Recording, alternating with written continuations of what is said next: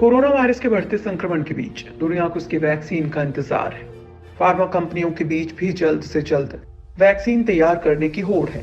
Britain, America, Israel, चीन जैसे देशों ने वैक्सीन तैयार करने का दावा किया है और ट्रायल के अलग अलग चरणों में पहुंच चुके हैं।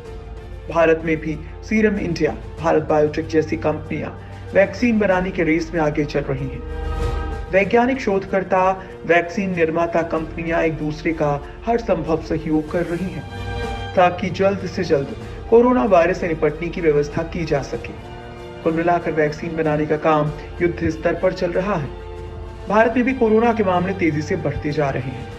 यहाँ भी लगातार वैक्सीन की खोज में वैज्ञानिक लगे हुए हैं।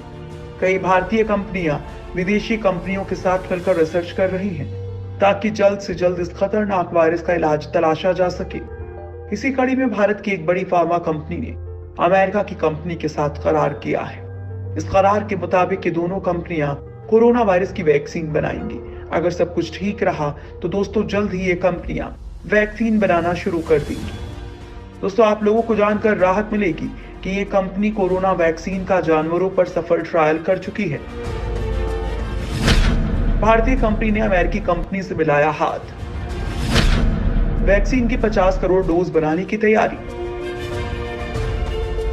Biotechnology company Panacea biotech limited ने कोरोना वायरस की वैक्सीन के विकास, निर्माण और वितरण के लिए अमेरिका की फार्मा कंपनी रिफाना इंक के साथ हाथ मिलाया है।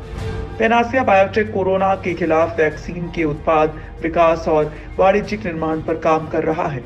दोनों कंपनियां मिलकर आयरलैंड में एक ज्वाइंट वेंचर फर्म स्थापित करेंगी।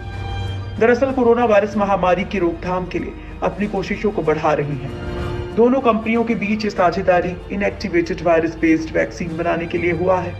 ये भारतीय कंपनी अमेरिका कंपनी रेफाना के साथ मिलकर कोविड-19 के संभावित टीके की 50 करोड़ से ज्यादा डोज बनाना चाहती है, जिसकी 4 करोड़ से ज्यादा डोज अगले साल तक बनाने का लक्ष्य है।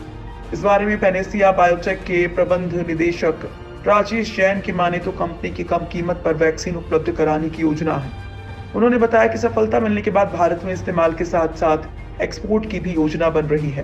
कंपनी के मुताबिक दूसरी कंपनियों की तरफ से बनाई जा रही वैक्सीन से ये बिल्कुल अलग है और इसकी सफलता की उम्मीद ज्यादा है। दुनिया को एक सुरक्षित और प्रभावी टीके की जरूरत है जो मौजूदा सुविधाओं में बड़े स्तर पर उत्पादित किया जा सके और वैश्विक मांग को पूरा कर सके। कंपनी अगले 4 हफ्तों में दिल्ली और पंजाब में अपनी प्रयोगशालाओं में इस वैक्सीन को विकसित करने जा रही है और रेगुलेटरी, टॉक्सिकोलॉजी स्टडी और पशु प्री क्लिनिकल स्टडी के बाद अक्टूबर तक मानव परीक्षण के पहले चरण को शुरू करने की तैयारी में है। पैनासिया बायोटेक के मैनेजिंग डायरेक्टर राजेश जैन के मुताबिक शोध के नतीजे वायरस के तनाव के खिलाफ एक संभावित व्यापक क्षमता को बेअसर करने का दम दिखाते हैं। इसका मतलब है कि अगर भविष्य में वायरस दोबारा प्रभावी होता है तो भी टीका प्रभावी होगा। वैक्सीन का हो चुका है एनिमल ट्रायल। साझेदारी के तहत Panacea biotech limited product development और कॉमर्शियल मैन्युफैक्चरिंग की जिम्मेदारी संभालेगी। वहीं अमेरिका की कंपनी क्लिनिकल डेवलपमेंट और रेगुलेटरी सबमिशंस पर काम करेगी। दोनों कंपनियों के बीच इस वैक्सीन पर 50-50% हिस्सेदारी तय हुई है। इस वैक्सीन का एनिमल ट्रायल हो चुका है जो अब तक सेफ है और प्रभावी रहा। अगस्त से सितंबर के बीच में मानव ट्रायल के लिए ड्रग अथॉरिटी से मंजूरी लेने की प्रक्रिया शुरू की जाएगी। कंपनी का दिसंबर 2020 और जनवरी 2021 में हर महीने 40 मिलियन वैक्सीन का डोज तैयार करने का लक्ष्य है। इस वैक्सीन की स्टोरेज से लेकर ट्रांसपोर्टेशन बेहद आसान होगी। बंदरों पर सफल रहा रेमडेसिविर का परीक्षण। कोरोना वायरस की दवा की तलाश में एक बड़ी कामयाबी मिली है। एंटीवायरल ड्रग रेमडेसिविर के बंदरों पर टेस्ट से पॉजिटिव रिजल्ट्स मिले हैं।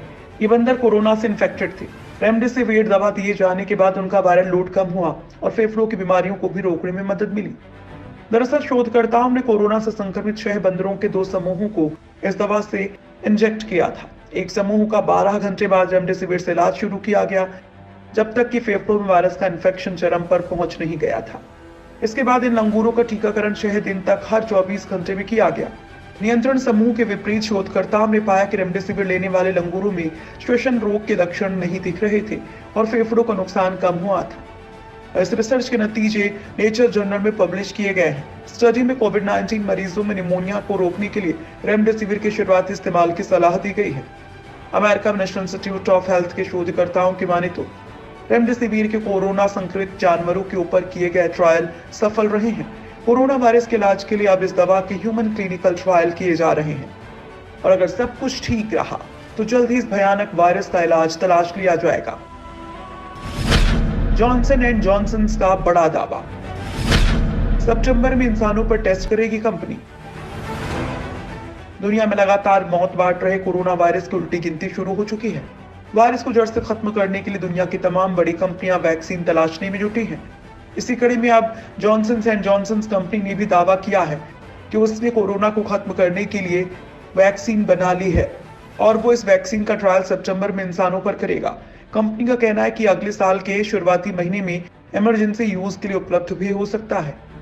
जॉनसन एंड जॉनसन कंपनी ने अमेरिकी सरकार के biomedical advance research and development authority के साथ एक समझौते पर हस्ताक्षर किया है जो इस कोशिश में $1 अरब का निवेश करेगा। जॉनसन एंड जॉनसन ने जनवरी में AD26R-CoV-2 पर काम करना शुरू किया था, जिस पर अब भी शोध चल रहा है। सबसे बड़ी बात यह कि इस टीके के लिए इबोला के संभावित टीके को विकसित करने वाली तकनीक का ही इस्तेमाल किया जा रहा है। कंपनी वैक्सीन की 1 अरब डोज तैयार करेगी। कंपनी ह्यूमन ट्रायल के दौरान 18 से 55 साल के 1045 लोगों पर वैक्सीन का ट्रायल करेगी। इस ट्रायल में 65 साल या ज्यादा उम्र के भी कुछ लोग शामिल किए जाएंगे ताकि बुजुर्गों पर भी इसके असर का अध्ययन किया जा सके। कंपनी ने बताया कि ह्यूमन ट्रायल अमेरिका और बेल्जियम में किए जाएंगे। कोरोना की वैक्सीन बनाने की होड़ में एस्ट्राजेनेका, सनोफी, फाइजर और GlaxoSmithKline जैसी कंपनियां भी शामिल हैं। इन कंपनियों की वैक्सीन के ट्रायल भी अलग अलग चरण में चल रहे हैं। दुनिया भर में इस समय कोरोना के करीब 10 टीकों का ह्यूमन ट्रायल चल रहा है और माना जा रहा है कि इस साल के अंत तक कोरोना की वैक्सीन बाजार में मौजूद होगी।